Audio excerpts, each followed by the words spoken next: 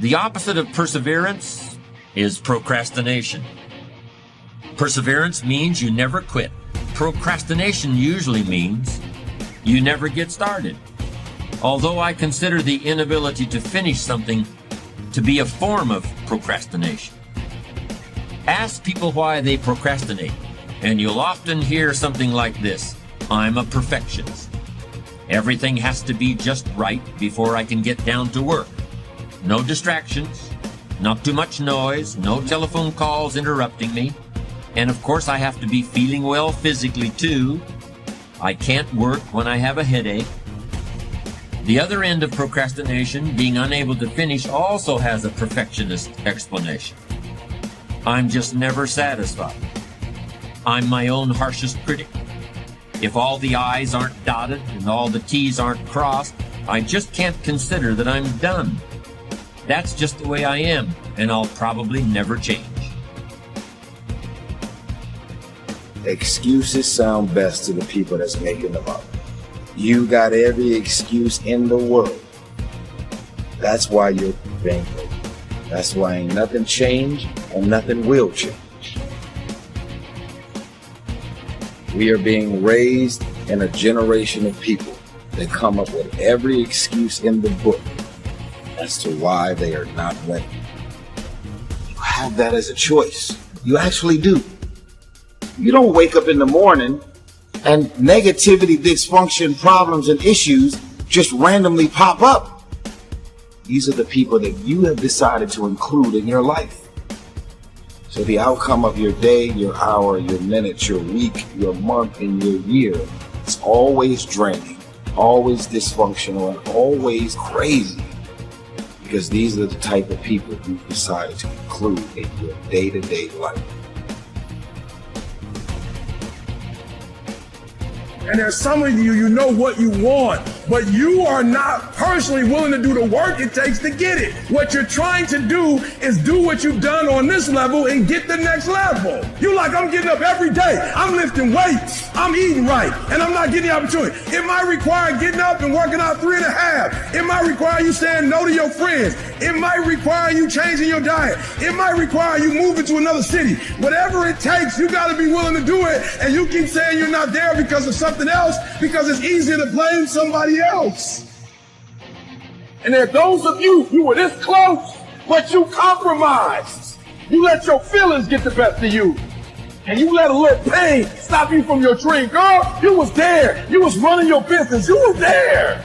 I didn't quit because people didn't understand. I worked harder when people didn't support me. You better grind, because if you don't, you will be stuck at that adversity for the rest of your life.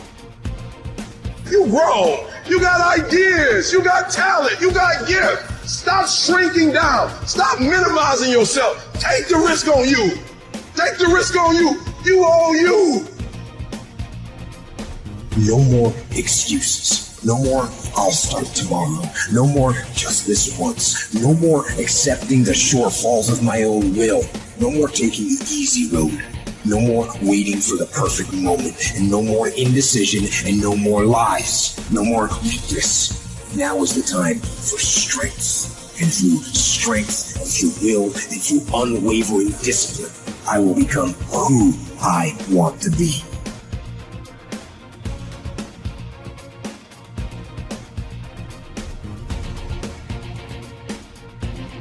You can literally create your own economy. Now, I'm going to tell you, you do not have to know how it's going to happen. You only have to know it's going to happen. You want to stop and think what you want and take the lid off. Take the lid off your mind. You can have anything you want. And I'm going to tell you something else. You don't even have to believe it. You can say, this is a crock. If you keep doing what I tell you, you're going to start to believe it. I'll explain something now and I'll explain it later, and you may see it different a little later. Our belief system is based upon our evaluation of something.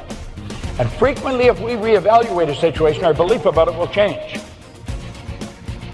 Now, I've been studying the Bible, I've studied various religions. There's only a half a dozen, so it's not too difficult.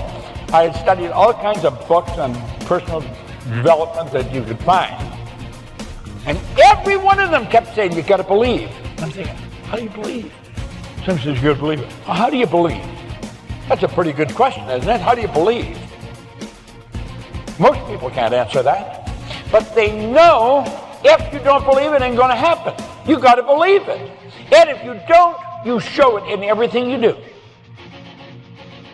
You got to believe it. I was trying to figure this out 9.5 years. I was in a coffee shop with a mentor, Leland Belvanderwall. And he said that, just in conversation. Our belief system is based upon our evaluation of something. And frequently, if we reevaluate a situation, our belief about it will change. I said, what'd you just say? He said, what do you mean? I said, about belief. He said, our belief system is based upon our evaluation of something.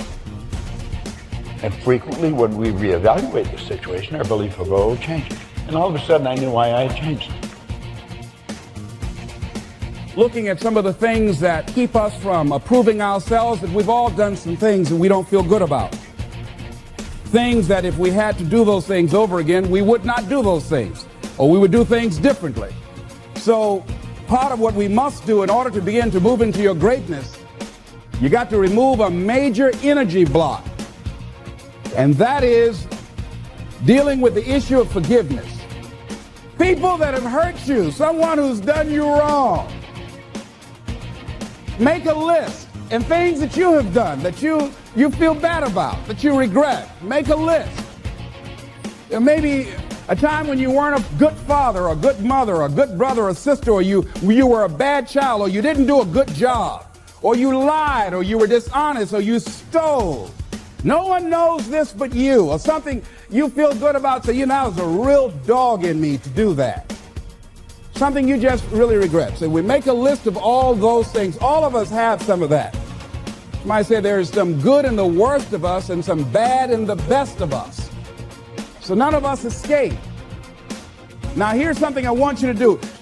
I want you to become involved in an active process to get some clutter out of your life. So if there's any area in your life that you need to clean up, start working on it. I'm going home tonight to clean my closets. Any of you got any cluttered closets? Oh, raise your hand, please. Good. Let's go home. Let that be our task this week. See, the first law of the universe is order. Go home and clean the closet out.